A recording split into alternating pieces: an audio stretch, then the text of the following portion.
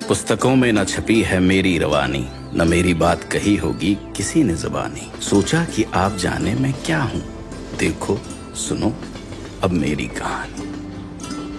मैं यमुना पुल, यमुना नदी के ऊपर प्रयागराज से नैनी के बीच बंधा हुआ हूँ। 15 अगस्त 2021 को मैं 156 वर्ष का हो जाऊंगा। इस पुल ने आज़ादी से 82 साल पहले ही 15 अगस्त की तिथि को बहुत महत्वपूर्ण बना दिया था, क्योंकि इसकी शुरुआत 15 अगस्त 1865 में हुई थी। 156 वर्ष की आयु में भी मैं रेल की सेवा में तत्पर हूँ, उसी दृढ़ता और मजबूती से जो मेरे जन्म के दिन था।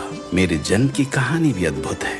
वैसे तो यमुना नदी के ऊपर मेरे निर्माण की योजना अंग्रेजों ने सन 1855 में ही बनाई, पर 1857 के स्वतंत्रता की पहली लड़ाई की वजह से प्रकल्प रोक दिया गया। उसके पश्चात गवर्नर जनरल लॉर्ड कैनिंग ने मुझ पर काम रोक दिया।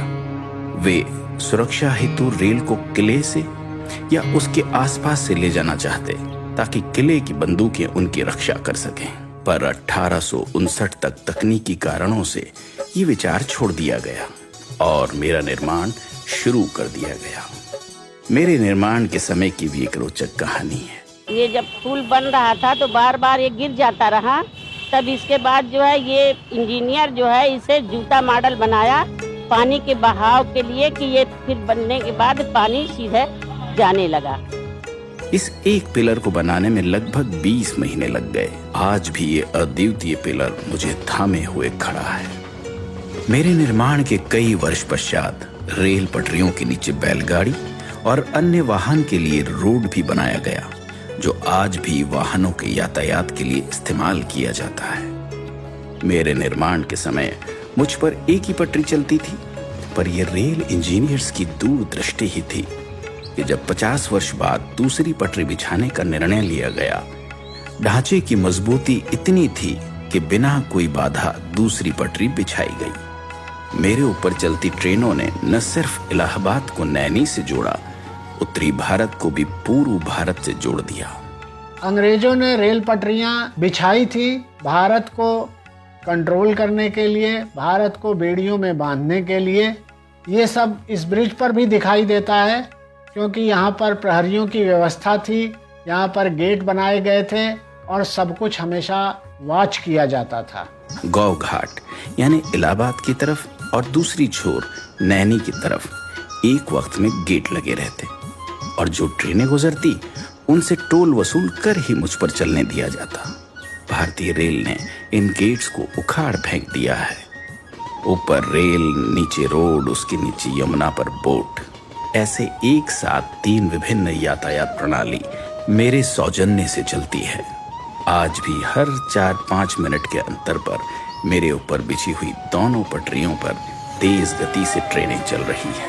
मुझ पर से गुजरने वाली मालगाड़ियां भारत की अर्थव्यवस्था को बहुत बड़ा योगदान देती हैं, और यात्री ले जाने वाली ट्रेनें इस देश की जनता, सभ्यता और संस्कृति को जोड़ती है। ये रेल कर्मियों की तत्परता, मेहनत और निष्ठा ही है कि लगातार 156 वर्ष से मेरी देखरेख और रखरखाव में कोई कमी नहीं आई और मेरी देश सेवा बरकरार है। नैनी ब्रिज एक 900 मीटर लंबा स्टील स्ट्रक्चर है। इस नैनी ब्रिज का रखरखाव अंडर वाटर सर्वे और अल्ट्रासाउंड जैसी तकनीकों से किया जाता है। इसमें सेंसर्स लगे हैं जो जल स्तर को मॉनिटर करते हैं और बाढ़ जैसे खतरों से सचेत करते हैं। सन 2004 में नए यमुना रोड पुल का निर्माण हुआ और उस पर यातायात शुरू हो गया। हालांकि आज मुझ पर भारी वाहन नहीं चलते, छोटे वाहन और रेल से प्रयागराज और नैनी को मैंने ही सुचारू रूप से जोड़ा हुआ है। यह पुल भारत का तथा भारतीय रेल की विकास यात्रा का पिछले 155 सालों से मौन साक्षी है। अंत में जयशंकर प्रसाद जी की 2 पंक्तियां मुझे याद आती है कि इस पथ का उद्देश्य नहीं है श्रांत भवन में टिक जाना, किंतु पहुंचना उस सीमा तक जिसके आगे राह नहीं। इसके साथ ही मैं विदा लेता हूं, इस वचन के साथ कि देश की सेवा में मैं हमेशा हमेशा के लिए समर्पित हूं। जय हिंद। इस पे जो डॉक्यूमेंट्री बनाने का हम लोगों ने निर्णय लिया वो इसलिए लिया, इस इंजीनियरिंग मार्बल के बारे में जानने से ना सिर्फ रेलवे के जो गौरवशाली इतिहास है उससे लोग रूबरू हो पाएंगे, बल्कि ये भी समझ पाएंगे कि इस पुल का प्रयागराज शहर और इस पूरे एरिया को एक डेवलपमेंट में, चाहे वो फ्रीडम फाइट हो उसमें जो एक मुकाम दिलाया है, उसमें इस पुल का भी कितना योगदान रहा है।